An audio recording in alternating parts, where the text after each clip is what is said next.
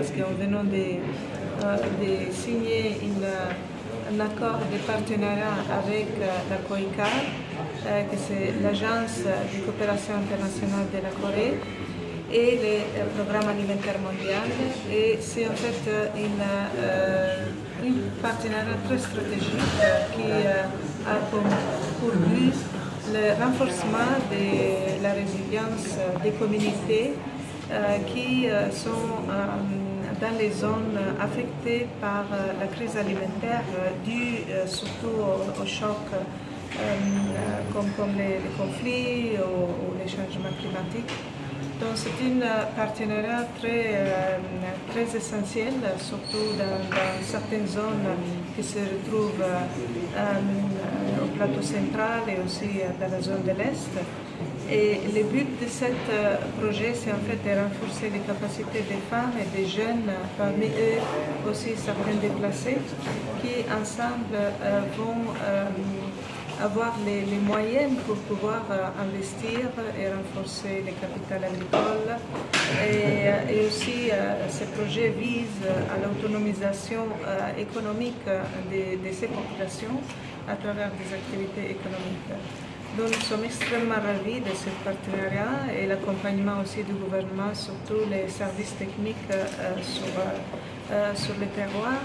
Et nous sommes très reconnaissantes de cette partenariat.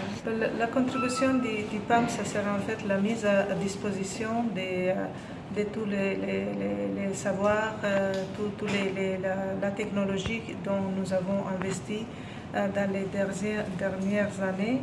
Ce projet ici, l'approche intégrée de la résilience, en fait, a commencé depuis 2018 et nous avons rencontré beaucoup de résultats. Nous allons mettre à disposition une présence sur le terroir très importante, c'est-à-dire aussi toutes les capacités techniques que nous allons mutualiser avec celles des services techniques gouvernementaux au niveau décentralisé. Le projet, en fait, nous sommes là pour renforcer les objectifs que la population elle-même vont se donner. Et donc, il y a cette approche participative dans la planification, mais aussi dans l'exécution des projets.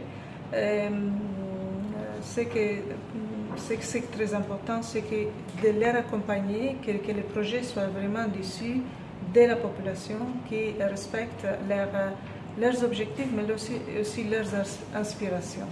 Donc, normalement, il y a une lecture approfondie à travers tous les outils d'analyse des gaps, des besoins, des défis. Et ensemble, avec les services techniques de chaque zone, on arrive à trouver des solutions pratiques qui peuvent en fait relever ces défis. Mais finalement, c'est la communication, c'est les bénéficiaires eux-mêmes, c'est la population elle-même qui en fait prend en charge aussi tout l'accompagnement et l'implémentation, la mise en œuvre du projet. And one of our programs is Conflict and Fragility program. Depuis 6 ans, la COICA et le gouvernement du Burkina Faso entretiennent une relation de coopération.